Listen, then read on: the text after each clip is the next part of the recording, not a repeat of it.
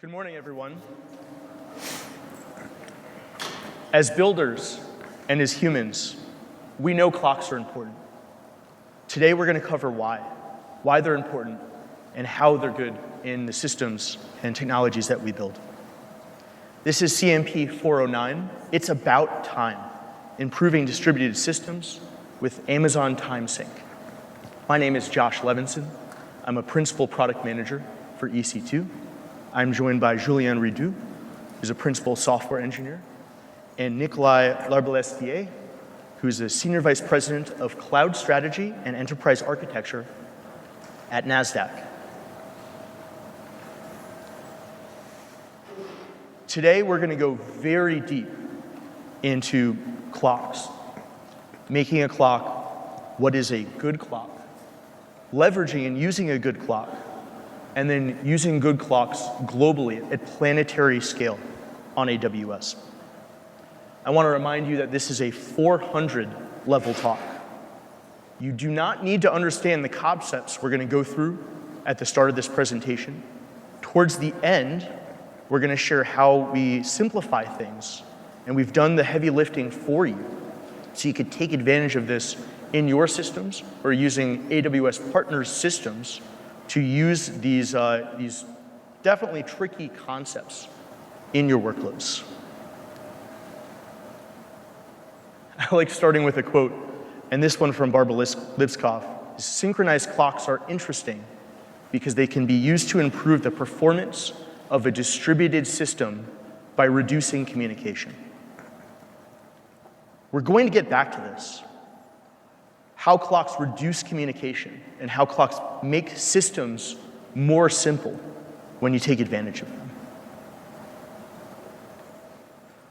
Starting just with the baseline before we get into what a clock is what clocks are used for. I think we all understand clocks as a common scale of measurement. And historically, distributed systems have not been built to trust clocks. Clocks are used for human observability. That's log messages, metrics monitoring, UI dashboards. We think of sports, how much time is left in a period, or how much time it took for someone to run a race. Auditing, another place that I think we're all familiar with clocks in industries like financial services, healthcare, broadcast media, online gaming, making sure events happen synchronously at the same time. Then in the last quadrant, I have distributed systems with a question mark. Again, going back to that quote from Barbara Lipskov, where if you have a reliable clock, you can simplify your systems, reduce locking, leader election, reduce those communications. And we're going to answer the how in this presentation. To start off, I'd like to talk about just what is a clock. Julien, could you share what is a clock? I will try my best. Thank you, Josh. So at the beginning of this journey, we really wanted to start with some of the basics, which is how to build a computer clock. And at this level, you really need two things, very simple things. One thing that ticks periodically, and one thing that counts this number of cycles. Usually, this is a piece of hardware that is combining these two functions. But again, something that ticks, something that counts. If you have this information, you can then build a clock, and that's represented by the equation at the bottom of this slide. At a perfect time t, you could read the clock c here by saying that this is the number of cycles that have elapsed divided by the frequency and some constant. Sounds a little bit esoteric. Let me make it simple. Imagine that you have counted 1,000 cycles, and you know that your hardware is doing 1 cycle per second. Well, 1,000 cycles, 1 second each, 1,000 seconds have elapsed. You have now built a clock. This is the fundamental component that allows you to build a clock on a computer. All right. I'll just talk about some hardware. What does that look like? You have a range of options. From the left-hand side here to the right-hand side, it ranges from small form factor crystal oscillators to equipment that you will find in a physics lab, cesium beams, hydrogen masers, and optical clocks soon to be released. In terms of form factor, you range from a few millimeters to things that are pieces of equipment that are size of a cabinet. Evidently, these ones are a bit more difficult to fit into a computer. And of course, the price point changes as well. On the left-hand side, it tends to be a better price point for cloud computing. On the right-hand side, this can range from hundreds of thousands of dollars if you want to buy this piece of equipment. So we have trade-offs in terms of small form factor or not, in terms of price point, but also in terms of the quality of the hardware you can purchase to build a clock. The ability for hardware to keep accuracy to within 1 microsecond changes along that scale. On the left-hand side, you can hold 1 microsecond accuracy for about a couple of seconds. On the right-hand side, when you go to hydrogen masers and optical clock, you can keep accuracy for years, if not centuries, or what's the promise. So you have a range of hardware that you can choose from to build a clock in a computer. But no matter what decision you make, all oscillators drift. Even the most accurate atomic clock do drift. Just that it will take them centuries for you to observe that drift at a microsecond level.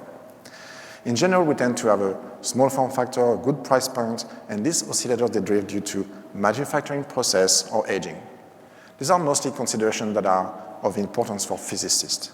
For us, cloud providers, building computers, we mostly care about small differences in power supply or temperature variations due to the impact of your workload on your processor, CPUs, and the server as a whole. So I did lie a little in my previous slide. I gave you an equation that said you can build a clock if you know the number of cycles and you know how long each cycle is. But the truth is that the frequency of this cycle does change over time, as it's shown in this equation. And the net result is that clocks drift. And we are showing you an example in here with this graph. Here we picked an EC2 instance that's been running for about 5 days, and we let the oscillator free running. No correction applied. What you see is that over a period of 5 days, the clock has been drifting by about 75 milliseconds, which is something you would expect. All right, so we have hardware, we know how to build a clock. We've observed that the hardware does drift over time. What can we do about this? Well, we need to track and correct for that drift. How does that work? Well, computers are no different than us humans. Imagine you have a wristwatch, and that watch is not on time. You will ask a friend, Josh, for example, asking what time it is. Josh gives you the answer. You can adjust your watch. You're good to go. Computers are no different. Here, we are representing a small example that illustrates the network time protocol that has been in use for decades now. Effectively, you have a clock, that's the bottom line on this graph, that needs to be adjusted. The top line is a server clock, a reference clock that you will have over the network. And the client clock sends a message asking what time it is. Server reads this time, sends the response back. In this later example, the client can then have all the information it needs to adjust its time, realize that it's running 2 minutes behind, and will correct its clock, and it's good to go. But is it? The reality is that the frequency changes all the time. You cannot ask what time is it only once and be done. You have to continuously ask what time is it repeatedly. So this operation repeats, and this communication over the network then sees messages being exchanged with slightly various delays, and of course the risk of failure when messages are dropped. All right, we talk about clocks, how to fix them, how to track drift and correct them. So why is clock synchronization a hard problem still? The short answer is that the network is part of the problem. This communication between a clock to be adjusted and your trusted friend who can give you the accurate time is problematic for 2 reasons. First, on the left-hand side, we show you an example. The first reason is that the variability in the delays of communications have an impact. Here, the blue line shows you the noise of the communication delays when a server repeatedly asks what time it is. And the hard problem is to identify this purple line here, which is actually the clock drift, from this very, very noisy blue input. That's one key difficulty, seeing through the noise, seeing through the variability of the communication delays. The second problem that happens with the network is that the network is not symmetrical. So far, I've shown an example where you can adjust your time, you have an exchange, and as you can see on the top graph, you have a nice triangle that is very symmetrical. Imagine now that these 2 clocks are perfect. Imagine that we have achieved perfect synchronization. On that first triangle graph in here, it's great. Time is being exchanged, 2 clocks are in agreement, they are perfectly synchronized. Second example, clocks are still perfect, but this time the network is not symmetrical. When the client compares the time from the server to its own time, it will observe a difference. That difference is not that a clock error. We have assumed the clocks are perfect. It's just the network asymmetry. But from a client point of view, it's ambiguous. It cannot make a difference between the clock error and the network asymmetry. All right. So this is a very fast-track view about what the problem is. And a few years ago, we really wanted to build good clocks for the purpose of synchronizing our cloud. So we went through this analysis of what clocks are, how they are made, and what the problems are. We knew the problems of tracking clock drift over a non-deterministic network is not something any of our customers wanted to have to worry about. So we put ourselves to work, and I'm going to let Josh take us there. So Julian just covered a lot for 9 a.m. on a Wednesday, or if you're watching this recording. And again, as he said, the good news is you don't need to know that. We've done the work for you. We started with the Amazon Time Sync service, which was a NTP, Network Time Protocol endpoint, a link local for every EC2 instance worldwide. We invested in engineering and hardware to support this service globally. And we did this in 2017 for our customers. I want to start by showing you what that looks like. So here's an EC2 instance. You have the Nitro system down below, the instance up above, ChronyD or your time daemon in your software. And what you have is a NTP packet from our distribution system through the Nitro system to your server that you can use to correct your clock. The accuracy for our NTP service is under 1 millisecond. It's really in the 500 to 700 microsecond range. And customers were happy. This is easy. It's hands-off. Again, you don't need to understand the science, the technology, the methodology behind doing this. It's handled for you. But customers have asked for more. And when you really want to use clocks in distributed systems, you need to get much better than 1 millisecond. And we challenge ourselves. How do you get to nanoseconds?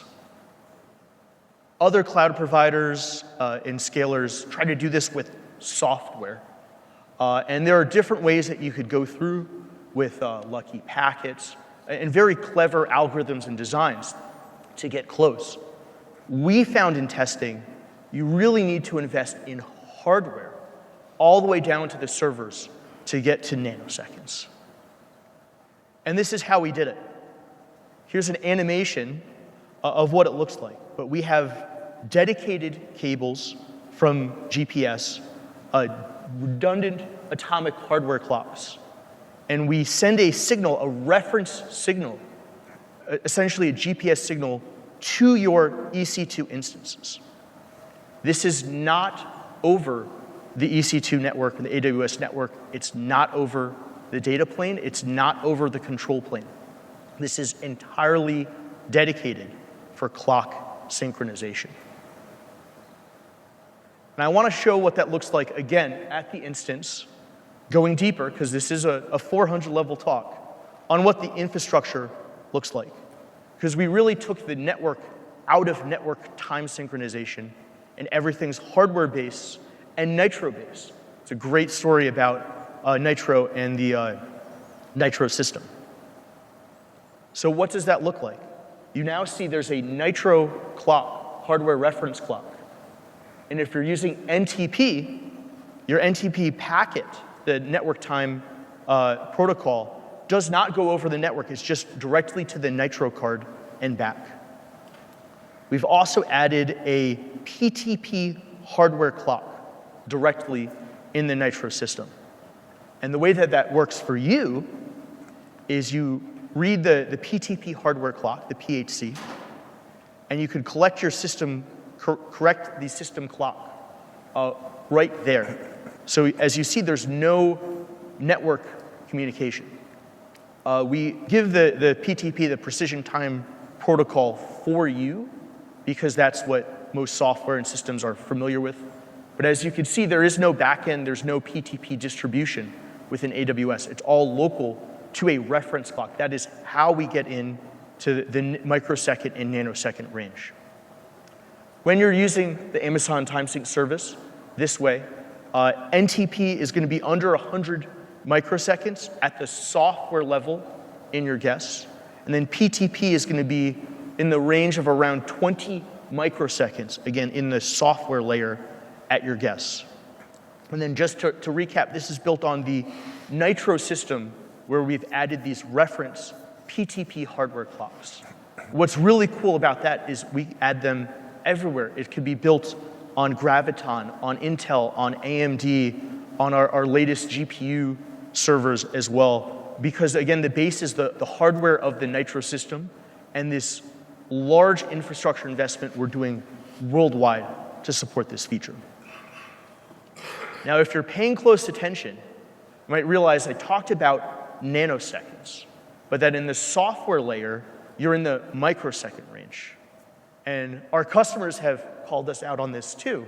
Said, hey, if you have these nanosecond reference clocks, how do we get to nanoseconds as well? Julian, can we share how we go further in getting to nanoseconds? Thank you, Josh. Yes, we can definitely talk about one of the key applications. So far, we went through explaining or describing what is a clock made of, how to correct for it, and a system we build at AWS to have this level of accuracy in here. One of the key applications that our customers were really interested in is the ability to do hardware packet timestamping. This is the feature we've launched earlier this year and has a lot of benefit, first of all, from observability.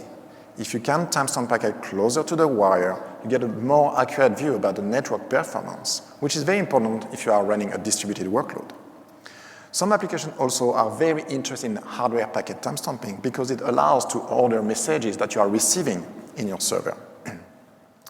That facility is built in the ENA driver, and so you can access it today readily. It provides nanosecond resolution on received timestamp to your instance for all the network packet that your server is involved with. How do you access this facility? You can access it through the classic socket API that most applications are built over, or the DPDK toolkit that allows to bypass kernel infrastructure and get direct access to the packets down to the wire. So with this facility, you get the benefit of a very accurate clock and gain a lot of insight into how your application operates over the network. This sounds a little bit abstract, so I want to take you through the example of the before and the after.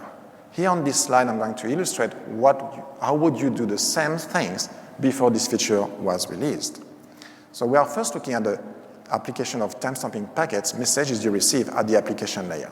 Let me start with a simple animation. Here we still have the Nitro system that underpins our virtualization layers and the instance that runs on top. A message arrives, passes through the Nitro system, goes through your instance. The application receives the packet, reads the time from the system clock. You now have a timestamp attached to your message. How much work does it take to do this? Well, on the right-hand side, you can see it takes about 4 lines of C code in this example. You open a socket. Here I'm using the socket API as an example. You receive the packet. Once you have received that message, you can read time. It's relatively simple. Let me now show you how you would do the same thing by using the hardware packet timestamping facilities. Again, the Nitro system is here, but now we have the Nitro clock that Josh described prior. Again, let's go through a little animation. Message arrives. This time, the packet is timestamped by the Nitro system and the Nitro clock before it reaches your instances. Then the message and the timestamp created for you is then passed to your application up to the layers. On the right-hand side of the slide, a bit of an illustration around how much work does it take. Well, a little bit more. You can see the number of lines of code has increased. You still need to create a socket. You still need to receive a message. But you have to do a little bit more work to process control information, extract the timestamp that's been creating for you. Nothing catastrophic, but just a little bit more work. Now, what do you get from doing this extra piece of work in here and to access timestamp that are created by the Nitro system? So here we have a little illustration. We have 2 instances pinging each other across an availability zone, and we're recording the round-trip time of these exchanges. We have two lines on this graph, but they are actually measuring the exact same thing. They are both measuring the round-trip time between these two instances. The line at the top in blue is if you measure this round-trip time using user space and your application, the first example, the before. As you can see, we're in the range of 400 microseconds of round-trip time between these two instances. The red line is measuring the exact same thing, but this time using the hardware packet timestamping offered by the natural system. And this time we're in the range of about 100, 150 microseconds of round-trip time measured. We measure the same thing, but our yardstick is much more accurate and much precise. The difference between these two lines is around 250 microseconds in that example. And this is the amount of time they spend into your operating system, the network stack, and passing this information to the user space. If you look at this example, this represents about 2/3 of the round-trip time that is actually the time spent over the network. So you get a much more accurate view of what's going on. The observability of the network performance is becoming much crisper, and you can start identifying and breaking down what are the delays between your application and the network.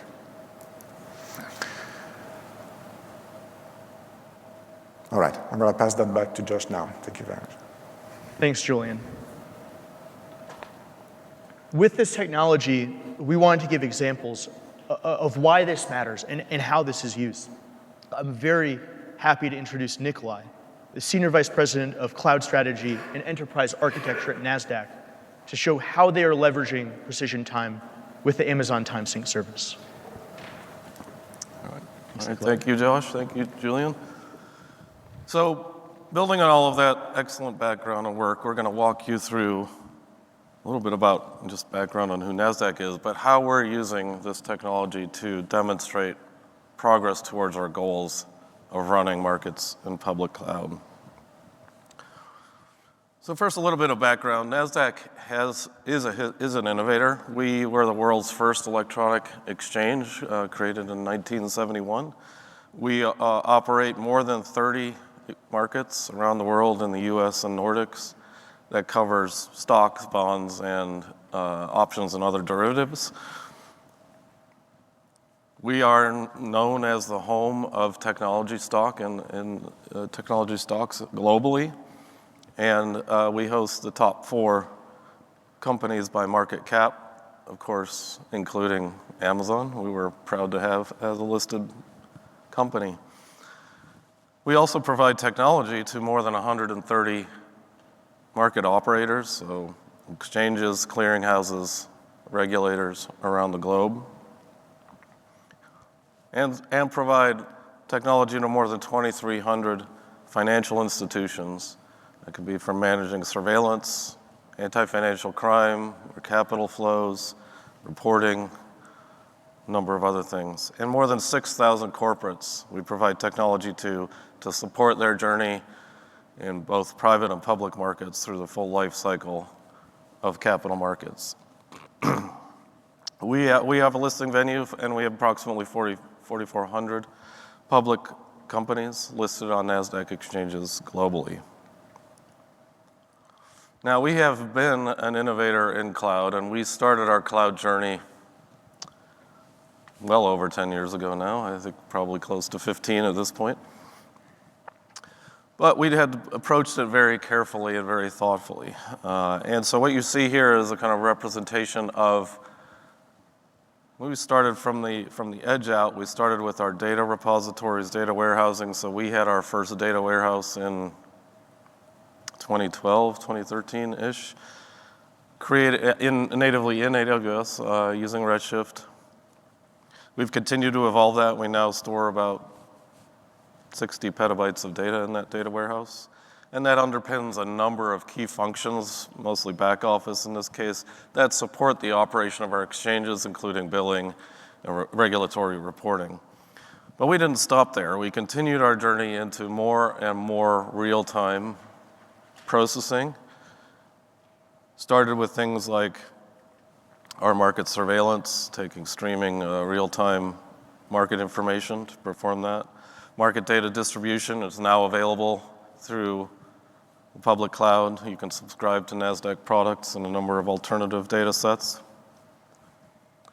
And of course, in 2022, we announced and we launched our first options exchange on AWS Outpost, NASDAQ MRX. And we've continued that cadence, and we now have 6+ market systems running on Outpost, so we continue that journey. In addition, a number of our critical surrounding systems that provide real-time insight to market participants on the trading activity that's occurring on the market. Those are hosted natively in the public cloud, and we take advantage of the scalability and the performance, the right sizing to process the large volumes of messages we handle and the peaks, managed capacity. So of course, we do have some specific challenges in moving to the cloud.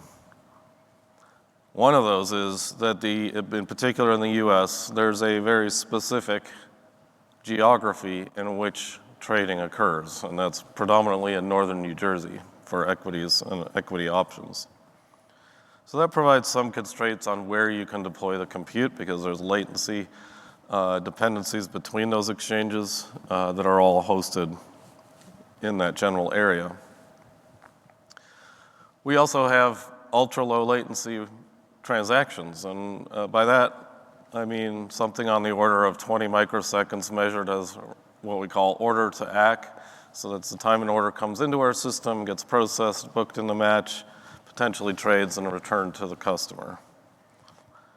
And coming with that, we also have large volumes, well north of 100 billion messages a day currently, with any specific exchange system processing up to 2 to 3 million messages a second. We also have high resiliency and uptime expectations. The capital markets depend on us. We are a primary listing venue for a number of public companies, as mentioned earlier, and us being there to provide that liquidity, provide that venue for people to trade and generate price discovery is a key function of how we keep our capital markets efficient and operating well. And of course, we do have regulatory oversight of what we do, where we run things, how we run things, and what third parties we're interacting with. So we put all of these together, and I think you start to see the picture of why we've been very intentional over the past 10 to 15 years, continuing to move progressively to more and more real time and into the match. Okay, so now we're running these exchanges and many of our support on Outpost and many of the supporting systems in public region. But we don't want to stop there. So this is where Amazon TimeSync comes in. And I wanted to talk through some of the prototyping and experimentation we've been doing to demonstrate some of the capabilities that will enable us to deploy markets into the public cloud. But first, a short primer on an exchange system. So a very high-level architecture view of an exchange trading system. There's really 3 primary components. Before I go there, I should mention that we operate 3 equities exchanges and 6 options exchanges in the US. And as mentioned before, more than 100 billion messages a day, with a single exchange out of those 6 options exchanges running north of 30 billion messages a day. And as mentioned, the median latency is about 20 microseconds for that. So if we look at the components of the system here, we have, of course, at the top left, as you can see, the matching engine, and that is where the primary logic to book orders and trades and match buyers and sellers and generate trades occurs. Going one level down, we have what we refer to as order ports, and those are the primary point of interface for customers who are sending order flow to our exchange and act as the point of validation and in some cases pre-trade risk and other functions occur there. Next to that on the right, we have what we call our public market data feeds. So this is a published view of what's happening in the matching engine to the market, NASDAQ itch, for those of you familiar with it. And then, of course, at the bottom, but maybe the driver for the whole thing, are the clients that provide the order flow to the order ports, to the matching engine, through their inbound transactions to round trip through the system. So, with that background, an exchange trading system on-prem is the traditional model. It's the model we run today and most other exchanges in the world. You want to provide a deterministic and statistically fair market to participants. And so how do we accomplish that? Well, given that it's an on-premise data center, there's certain physical characteristics we can rely upon. That is the lengths of fibers in the data center, the number of switch hops between components of the system and customers. And those drive what you see here as D1 and D2, the primary sources of network latency in the system. And then D3 encompassing both the network components and the processing components, D3 being 1/2 of the round trip. So you can think of that as about roughly 10 microseconds. So because of those physical characteristics and the sequential processing of the matching engine, you result in an orderly processing of orders that are processed as they're submitted by customers and returned to customers and public market data feed in a consistent and repeatable time period. So that doesn't work so well when you're talking about public cloud, obviously. We definitely do not have fixed cable lengths. We often don't have any idea really how many switch hops sit between nodes. And there can be various other things happening in the network. There can be other traffic that's delaying packets, or just the placement of compute nodes can be on, it can be unpredictably even within a data center, can be on one side or the other, or could be across AZs, or could even be across regions potentially. So what do you do about that? Given that we, again, focus on these three kind of key time periods here, so D1, D2, and D3, this is where the timestamps come in. So using hardware timestamps to record the time of each transaction at each point through the network, we can then use this high precision distributed time source to understand when orders came into the system or were sent by customers, and hence then when we should process them to ensure the sequential processing and sequential distribution of those messages. So if you look here at the kind of key components that we have that are relevant, right? So we have our RB, so reordering buffer, at the top left, sitting in front of the matching engine. And it's important to note that this POC is really focusing, and what we're discussing here is focusing on the ordering of inbound transactions. Now, there's obviously a similar problem domain for a network flow going the other direction. Similar techniques apply, and I think you can use your imagination to see how that would expand, but that's not the specific focus of this POC that we did. But using that reordering buffer and the hardware timestamps that are provided through Nitro and through the time sync service, we're now able to determine, for example, T1 being the time of an order being received at the order port from client 1, T2 being the time an order was received at the order port from client 2,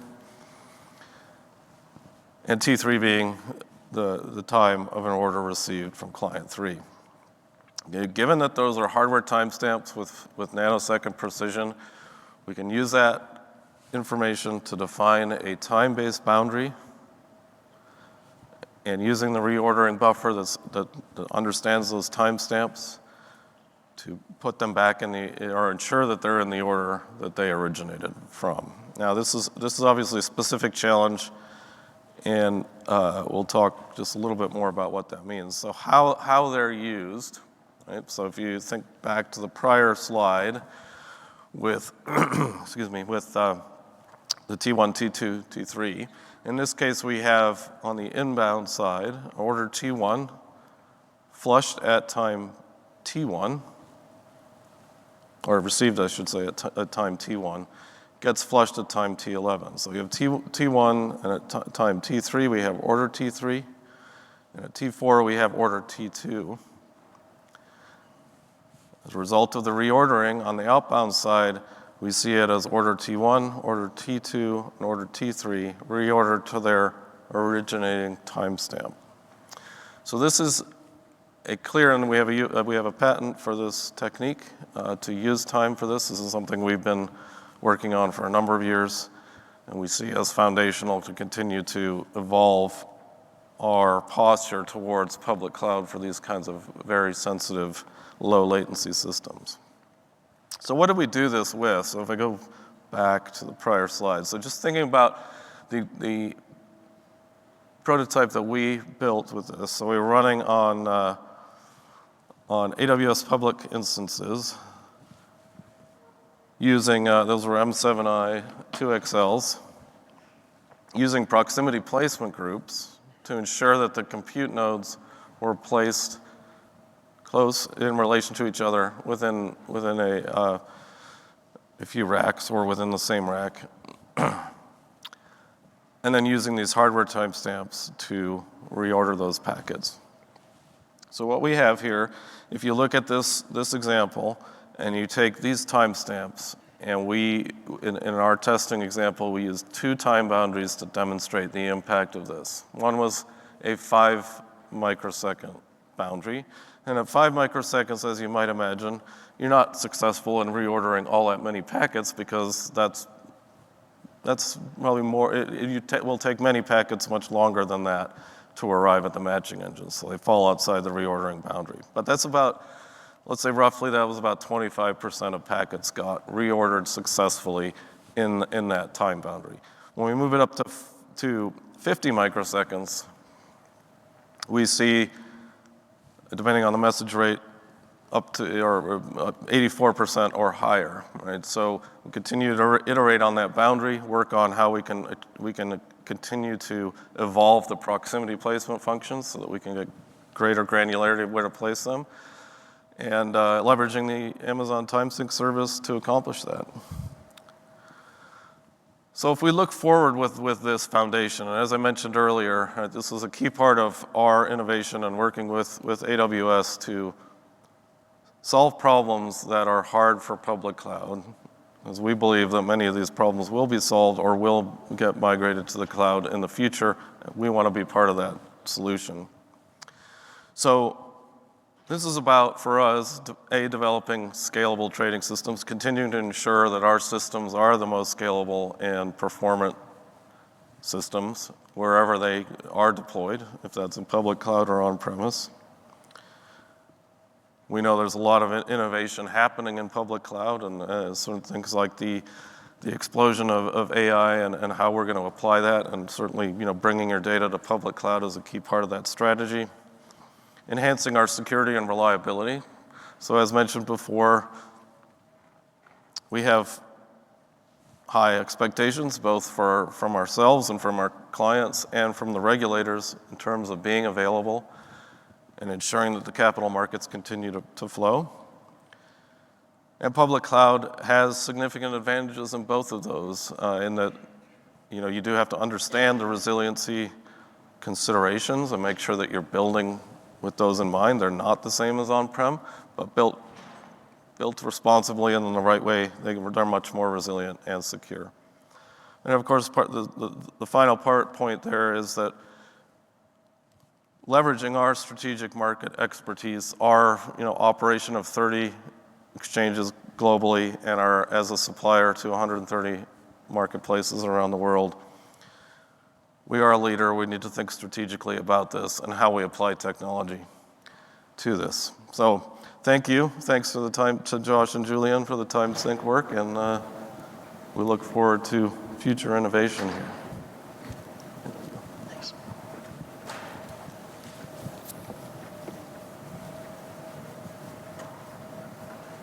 Thanks, Nikolai. I love that example in technical depth, and we get really deep into the hardware world and hardware timestamps. But most people are not building a financial exchange like NASDAQ. And we want to get into how you leverage really good clocks in your systems globally and at scale, and back into the software world. I'm going back to this quote from Barbara Liskov on distributed systems and reducing communication. Because we now have a very good clock in the nanosecond range, where in the software world, you're in microsecond range. And we have the hardware packet timestamping. This allows your applications to be better. You can measure your network latency. You have monitoring and observability in the micro nanosecond scale, and consistent point-in-time snapshots. But we still haven't talked about distributed systems, and distributed systems are all about ordering. Distributed systems have multiple clocks. That's why it's a distributed system. So in the first example on the left, if you have a system with one clock and 3 events, it's relatively easy to know what event comes first. But as Nikolai pointed out, when you have multiple servers, they each have their own clock, and each clock is a little different. And as that system scales, it gets more complex. In the past, it's been difficult to rely on the clocks because they were not good enough to compare. So things like distributed locks, a leader election, consensus algorithms built by decades of very smart computer scientists, Turing Award winners, have been done to do ordering on a complex system. But these algorithms put a limit onto performance. And as the system grows larger, so does that complexity. In order to use a clock, we recommend changing the way you read a clock. I look at Julian's example, asking a friend for a time. You ask, what time is it? And we think, as humans, as people, it's 2 p.m. But no clock is perfect. And each clock has an uncertainty. So if you're using our precision clocks in the software layer, when you say what time is it, you need to think about, it's 2 p.m. plus or minus 20 microseconds. And perfect time must be within that uncertainty window. And you have to factor in a margin of error in your software application. I'm going to go a little deeper into why, and then Julian will show how we simplify that so that you could do it without needing to understand these details. But I think it's important to share these really deep details. Here's a simplified example of a bank account. Let's say you're starting with a balance of 0, and there's 2 places where there are transactions. Maybe a deposit of $10 at the bank. On node 2, that could be a direct deposit electronically, and then a withdrawal. Looking at those confidence intervals, you know that event 1, that first deposit, occurred before the other 2 with absolute certainty. But processing the other 2 is really important. If you get the order wrong, you might have an overdraft. You might not have enough funds in your account to withdraw. So Julian, knowing this, how do customers know what these intervals are? Well, that's actually a fairly complex question, and we thought we would start by an example, right? We know that no clock is perfect, and so we need to estimate the error of this clock to build this window of uncertainty. So let's start with this example. Here, if you were to start an EC2 instance with a default configuration, you could inspect your time synchronization daemon to look at the sources it's using to synchronize your own clock. I'm going to start from the bottom of this output in here, 1 row at a time. The bottom line represents a source that is over the internet, NTP servers on the internet. For example, time.aws.com would be a source of time here. The second row from the bottom up is accessing the local NTP servers offered by the Nitro system that George described before. And last, the row at the top represents the PTP hardware clock, which is our enhanced Amazon timesync service in here that is provided again by the Nitro system. What matters in this output, lots of numbers, what matters in there is the column on the right-hand side. That is what the time synchronization daemon believes is the size of the window of uncertainty that Josh was describing. Again, from the bottom, if you use an NTP source over the internet, in this example, 395 microseconds is the width of that window. If you use the local NTP sources, it shrinks to 90 microseconds, much better, much more accurate. And lastly, if you use the PTP hardware clock, the time daemon here announces 32 nanoseconds as the size of the window, something quite small. But the reality is that there's a little bit more to it. And we, Josh, myself, and the team behind the Amazon timesync service knows that we have engineered the system from the ground up.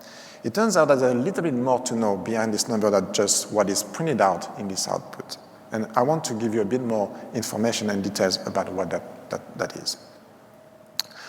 But the reality is that getting this information is extremely complex, and we cannot ask any of our customers to know the details behind the engineering and the setup, the infrastructure that we have put in place. So to solve that question, to answer that question simply, since 2021, we have released a software infrastructure, a software daemon called Clockbound.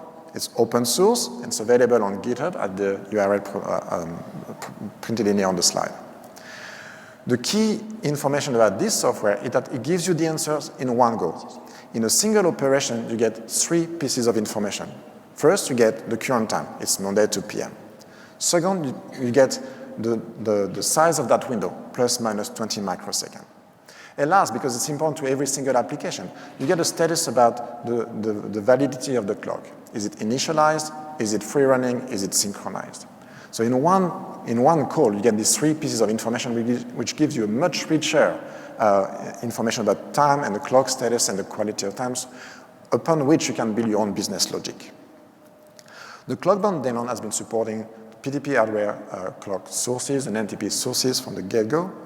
It scales to the most demanding workload. You can ask this question millions of times per second to make sure that you can match workloads such as the one that Nikolai was describing before. It is a piece of software that is written in Rust, something we like in Amazon for performance and memory safety. We really care about this concept. It's available in Rust as a client and also for your C application if you want to backport it. Now, I want to give you a bit of an intuition about the calculation behind the scene. Again, you do not need to know these details. No, Clockbound solves this problem for you. However, it's nice to have a bit of an intuition about what this is all about. If I were to summarize what the clock error bound is in one sentence, this would be the tightest bound on the worst case clock error that is due to either oscillator drift and communication delays.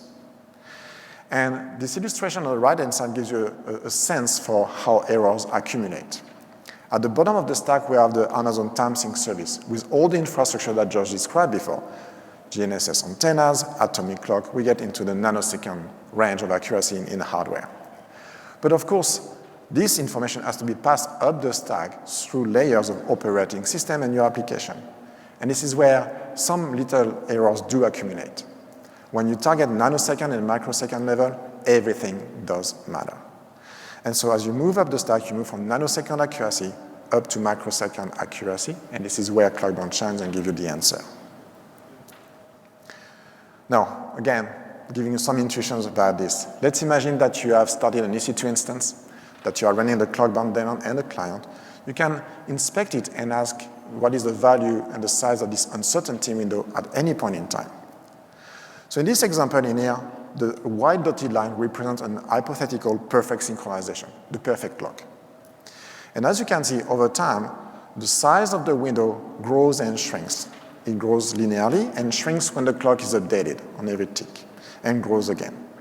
At any point in time, you can ask what is the size of the window, which is represented here by this interval between the earliest and the latest boundaries of that uncertainty window. So with Clockbound, the result is that all this complexity is handled for you, right? And you will get this result and be able to access it as shown here in this diagram. Now, with Clockbound, we now have a tool that allows applications and customer applications to leverage their local time with confidence.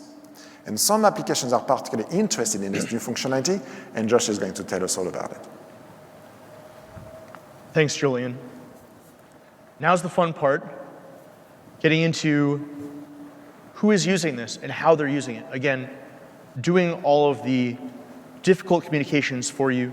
We have the primitive of the precision time, the hardware timestamps, and then clock-bound, doing that work to reduce the communications that we talked about in the quote at the start of the presentation. The first example I wanted to share is Yugabyte DB. Yugabyte's an open source database using our open source clock-bound software. And they have a system called a hybrid logical clock. They do some of the ordering, logically, as a traditional database would, combined with our precision clocks. And when leveraging the Amazon TimeSync service and clock-bound, the first thing that they saw was reduced latency for their customers by 3 times. They also saw increased throughput in the transactions, doubles. And then the big number I want to share and focus on is incredible, 1,000 times fewer retries. A retry would typically occur when you have 2 transactions, let's say a read and a write, at the same time, and there's a conflict. And these retries, it's additional communication, it's load on their network communications, it's load on their servers that no longer exist. And the result is a better experience for their customers in consistency, isolation, but also just end user experience in their database. I have a QR code there of a blog I co-wrote with Karthik, a co-founder and co-CEO of Yugabyte, if you want to learn more about their hybrid logical clocks and see some examples of this. At AWS, we are also using our precision clocks at scale. We're doing that with Aurora DSQL and with DynamoDB global tables. These are both multi-region, global, planetary scale databases. The reason why is shown in this diagram here. So these are network latencies in milliseconds across 3 regions in the US. So if you look at US West 2 to US East 1, you're going to have a latency of around 70 milliseconds. And again, we're talking about clocks in microseconds and nanosecond range.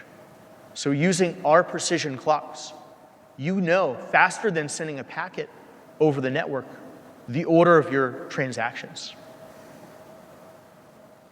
And this is what it looks like with Aurora DSQL.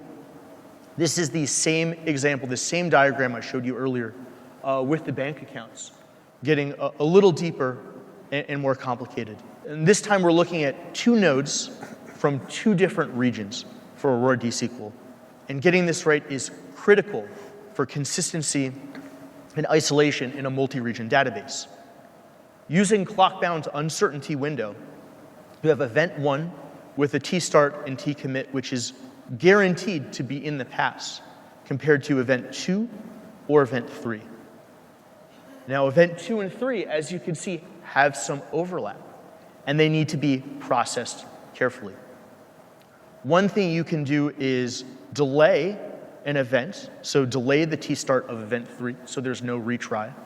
If, let's say, that was a read and event 2 was a write.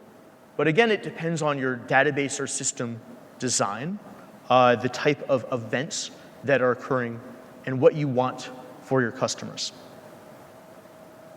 But this is not a database talk. I'm not going to go further into that. It could take hours. Here are 3 sessions going deep into the architecture of Aurora DSQL and Aurora DynamoDB. These are all later this week, and for people listening in on the recording, these are also all recorded sessions that you can find online. Now, we've covered a lot. We've gone very deep into the science of time. We have NASDAQ's example on leveraging hardware timestamps for in-region financial exchanges. We've talked about thinking and changing the way that you think about time in measuring not just a specific time, but an interval and confidence. AWS partners and AWS databases leveraging this.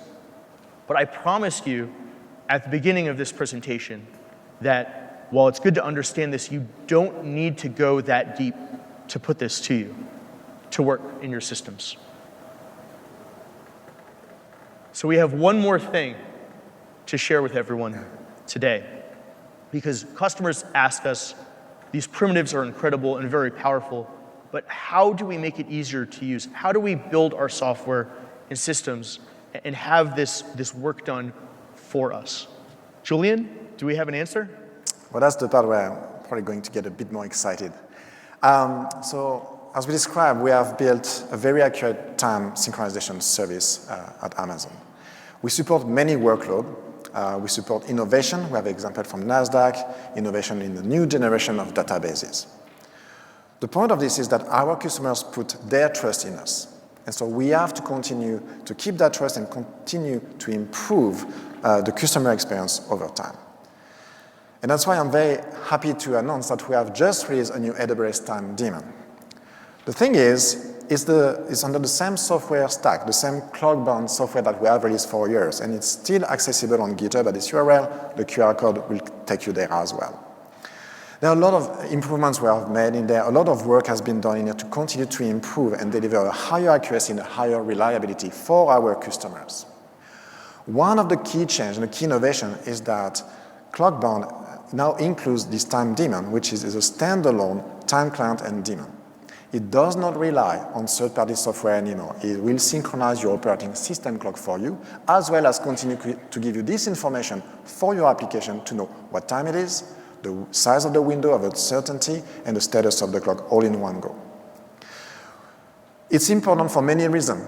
Nikolai mentioned regulatory reason there, but also just simple observability for your distributed system. We have built-in metrics. Observability is a first-class citizen and must be absolutely a first-class citizen. Again, it's the same built on the same software stack in Rust that is provide memory safety and high performance. And performance is achieved through different means. Here we have a shared memory segment that allows for inter-process communication that allows us to provide this information at a very high rate. So this is very exciting. And there are two more things that I want to share with you before going into more details in the following slide. The first one is that we have redesigned the system to be cloud-first design. Time synchronization software has existed for decades before the cloud existed. Here we make a massive change in paradigm. Most of the historical systems use a feedback loop system that is not well suited to cloud application. We've changed that around. We now have a system that feeds forward information in the system, which is much more friendly to cloud application, and we'll talk a bit more about this in a second. And last, if you're like us, you are a time nerd here in the room or watching this online, I just want you to know that the new software stack ships with a simulator that allows you to test the software, see it for yourself, find what you like in it, potentially report some issues or things you would like to see improve, and we will welcome your feedback, of course, as you try it. So let me go back quickly into the last components of the talk in here. First, we talk about cloud-native synchronization. So you know that at AWS, availability is a top priority through all the layers of virtualization. We have made some innovation in here and contributed a new feature to the Linux kernel called VM clock for virtual machine clock. And this feature combined with our new clock-bound release allows us to do a direct transfer of time from the Nitro clock into your instance. It's an improvement over any kind of maintenance event to the point that you now have your workload running smoothly at any point in time. Great. Let's have a quick look at how this looks as well in terms of performance. Similar to the earlier slides, top graph in here shows the drift of an oscillator in a band of like thousands of microseconds. How well are we doing? Well, the result is the graph below. Given this input, we managed to track and correct for the drift to within the band of plus or minus 1 microsecond over this period of multiple hours. This is how good the system is working today. So this is for the internal of the system, but we mentioned that what matters to the customer application is the window of uncertainty. So here we have a little application, a little demonstration, where we can see in real time that we are constantly querying the clock-bound daemon to plot the size of the window of uncertainty. As you can see in the previous graph, it has this sawtooth behavior. It grows and shrinks as the clock gets updated. But what matters in here is that the results are in a band of somewhere between 20 and 26 microseconds. That's the size of the window of uncertainty you can achieve inside your application by using this new application. And now I see that we're almost at time, and it's now a good opportunity for Josh to conclude and take us there. Thanks, everyone. Now it's time for you to build and take advantage of the Amazon TimeSync service and the precision time capabilities that we have. Again, we've built this into Amazon EC2 instances. You could use AWS databases, AWS services built to take advantage. Using NASDAQ, AWS partners like Yugabyte who are leveraging time for you. Again, Amazon TimeSync and Clockbound do the work for you, and I can't wait to see what you build using this. Thank you.